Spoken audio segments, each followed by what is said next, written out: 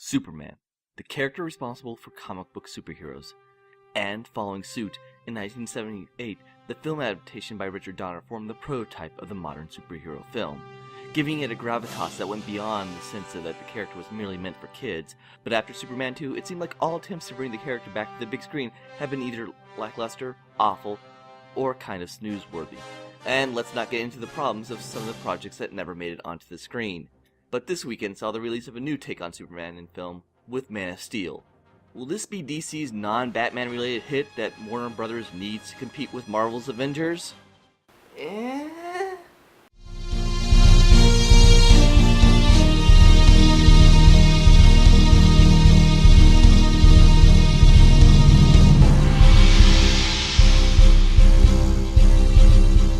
This film leaves me feeling conflicted. There's things I like, things I don't like, and a whole lot of stuff that just simply is there. First off, I want to say I love Henry Cavill as Superman. While I thought Brandon Routh did a fine job in Superman Returns, I can't help but think he was cast primarily due to a strong resemblance to Christopher Reeve, who casts a long shadow over the franchise. Cavill, meanwhile, manages to make the role his own. Despite the trailers making him seem really somber, he managed to inject a hint of levity into an otherwise very serious script that wants to resist that levity tooth and nail.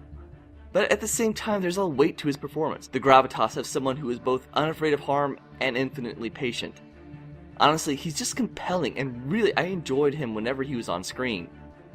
Also, even though director Zack Snyder gets a lot of flack, I will say the film looks gorgeous and the action is generally well done. While I'm not a huge fan of the quick cuts and shaky cam that can lend itself to the action being difficult to follow at times, but in terms of pure spectacle, the film looks gorgeous, and seeing the property damage from guys that can rip concrete like tissue paper is something to behold. And I have got to give props to Hans Zimmer's soundtrack. While it's not going to put a dent on John Williams' iconic score, it does manage to hold its own as a memorable superhero soundtrack. But the big problem is the story. While the basic beats work, telling the basic Superman origin and having General Zod track down Superman to Earth where he hopes to create a new Krypton, but somehow the story manages to be both cluttered and yet empty at the same time.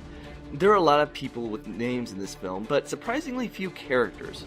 Save for Lois, most of the Daily Planet crew, consisting of Perry White, Steve Lombard, and female Jimmy Olsen. And I'm not kidding either, there's a girl called Jenny who's an intern. That can't be a coincidence, can it?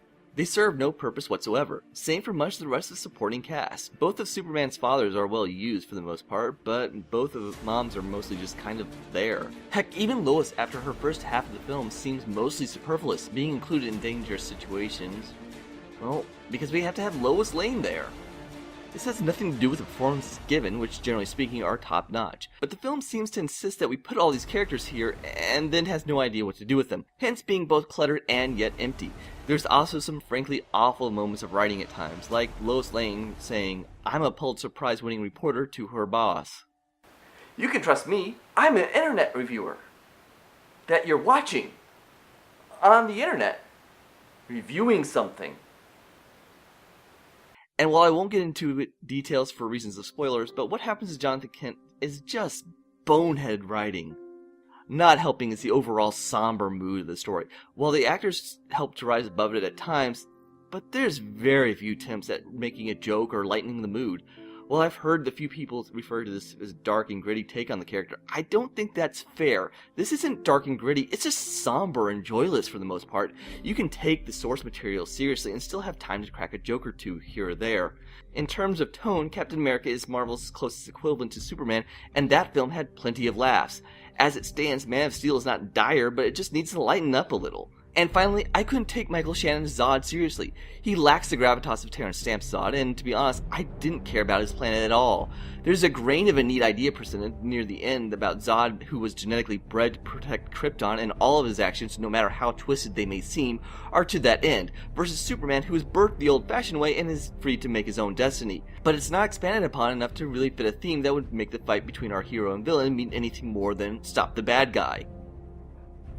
This film lays a lot of the groundwork for a potentially great Superman sequel. I like all the performances here for the most part, and I could see them in a great sequel if we get a much better script and a much better villain.